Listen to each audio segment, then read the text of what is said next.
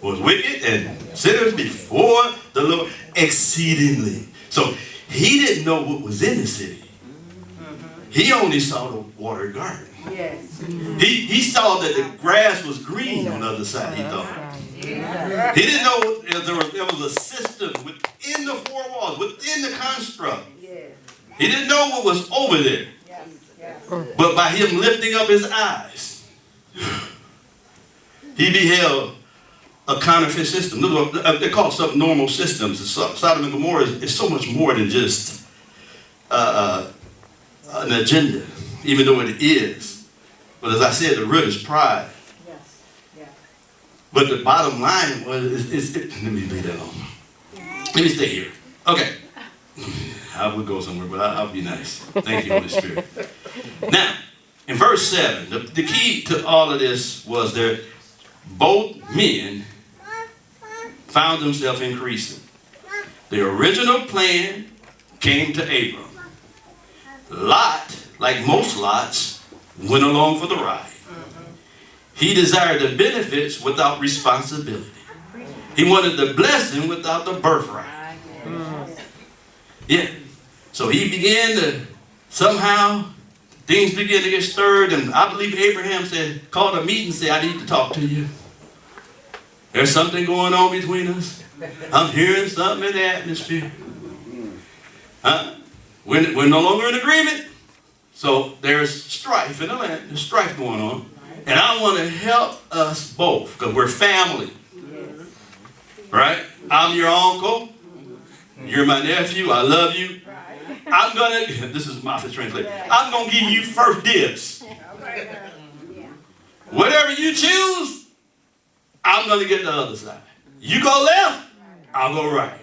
You go right, I'll go left. I don't want any more strife. I don't want any more commotion. I don't want any problems. I don't want any fight anymore. Right? Because I want to be a person of peace.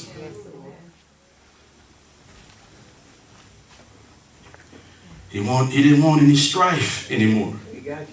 Maybe he figured out something. Maybe he figured out we can't be right with God when we're wrong with each other. Maybe something in his mind. Maybe he figured, man, my blessing is so much greater than this strife. I understand where I am on God's timetable. And I refuse to allow you to shipwreck what God is doing in my life. That ain't in my Bible. That's my interpretation. See, he decided to bless them who persecute. He decided to do Romans 12:14, where it says, bless them which persecute you, and bless and curse not. So he decided, I'm not going to curse you. I'm going to bless you. I'm going to allow the anointing that's on my life, the grace that's on my life, to expand me. I won't do it in the works of my own hands. I'm allowed, because that's what grace does. Grace says, I don't have to put my hand on it. I don't have to fabricate, manipulate the circumstances to get us to a certain place. I'm going to trust God to work things out. Because I understand that all things work together for them that love God and are called according to his purpose. I'm going to keep my hands off. That's basically what he said. I'm going to put my hands off. I'm going to let you carve out your own niche. But I like it because he confronted him. He didn't let it just like mess with his sleep. Good, that happens, right? When strife is around, you mess with your sleep. Things come up on your mind and try to figure out what's going on. He could have did that. He didn't do that. He said, no. I value our relationship because we're bone of our bone and flesh of our flesh. And we are relational. This is the relational side. There's another side called the spiritual side. But this is the relational, real practical. Try to give you some hands-on things so we don't have to carry anything that God never intended for us to carry. Because see, God never intended for us to carry this. Never intended for us to carry strife. Amen? Because strife leads to being an accuser. But what he did, he said, the purpose of confrontation is greater connection, not disconnection. See, the fear of conflict is the fear of disconnection. That's why we don't confront.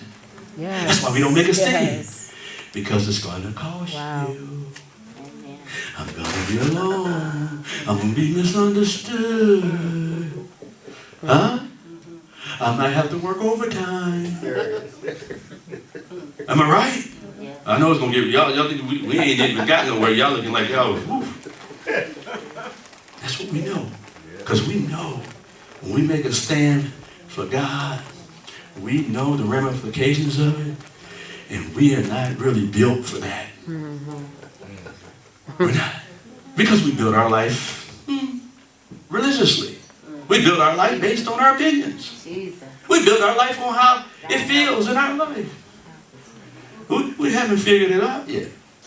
But he decided that he understood that this connection is a result of failed boundaries and abusive behaviors, not conflict. That's good. Wow. It's abusive behaviors that bring disconnections. It's when people don't understand your boundaries. Yeah. Yeah. People misinterpret your standard. Come on. See, because some folks are I'm telling you, y'all think I'm lying though, but I know I'm in there. Come on, I need to throw this out there too while it's good.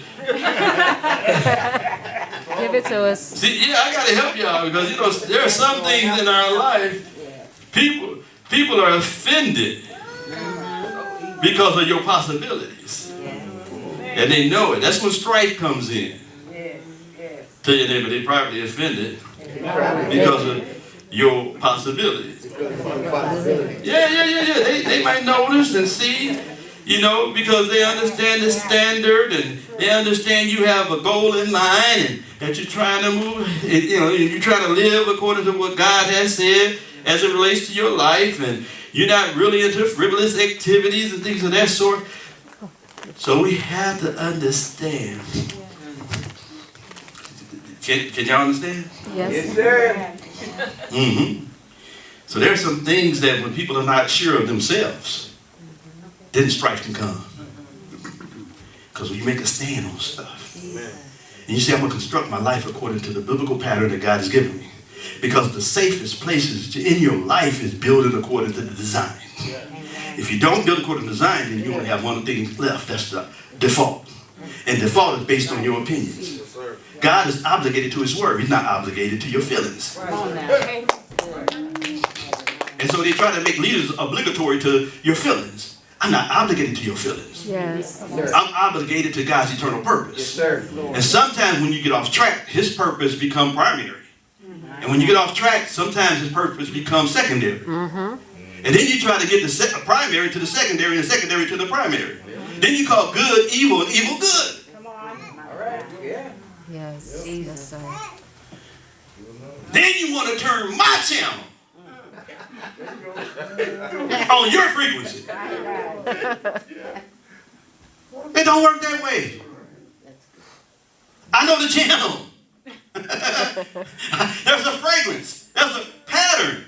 It's a pattern, y'all. We got to build according to the pattern. We're going to be apostolic kingdom people. Now, if you want to be churchy, church-related, good Baptist people, people that get a little dab of do you, that's fine. I mean, you can do all, you know, it's one-stop shopping. Right. That's not my calling. My calling is to build. Yes. Because when you build it according to the pattern, that's where the significance come out of. Yes. We searching for identity in the wrong things. It comes through significance. And the only way significance comes is if you build it. He told us in Hebrews 3. The man is a power proof. We ain't got to go there. I'll paraphrase it for you. He said it's not the house that gets the honor. It's the builder that gets the honor. And we get it twisted. Oh, help us, Lord. See, we got to understand. We need confrontation.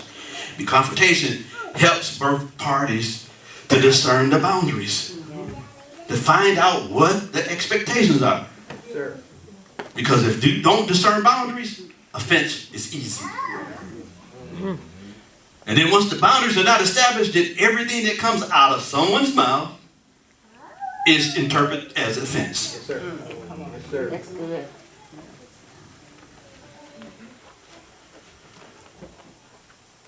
Tell you they go, Yeah, that's about right.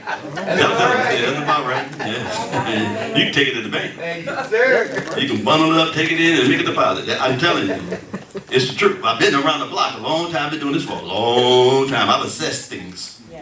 Amen. So we got to get there to understand. Once a confrontation begins, it can be tempting to disconnect from people in order to protect yourself from their responses. That's what happens. That's when disconnect. Am I right? Because there's no, it's no, and we live our life on generalities, which you can revise those. And it's different with every person. Amen. It is. It's different. It's just general. It's overall. But God wants us to live specifically. He told us how to live specifically. Right? Told us how to turn the other cheek. He told us, if you got an altar, put your gift on the altar and go be reconciled. That's specific, man. That's not a generality. You don't get no flexibility in it. It's yay or nay. God tells you how to handle certain situations in your life. Specifically. Specifically. But we want to hold the truth in unrighteousness because we're looking for a comfort place, a comfort zone. Then we try to figure out why we can't get free. I know I am. I'm intentional about the computer in the back that when you want to spit this stuff out for me. I had to lay hands on it for real. I said, oh, you alive? This is coming out. Yes. Up and out. This coming out. I'm not teaching any other message this morning. I'm not going to come out here and tell you that I ain't got it. I said, no, you coming up out of there. See, it can be also tempting to let go of people when they disagree with our perspective or ideas. In those moments, remember, love is the best thing you have. It brings out the best in others. Withholding it will do the opposite. You have to learn how to stay in charge of your love no matter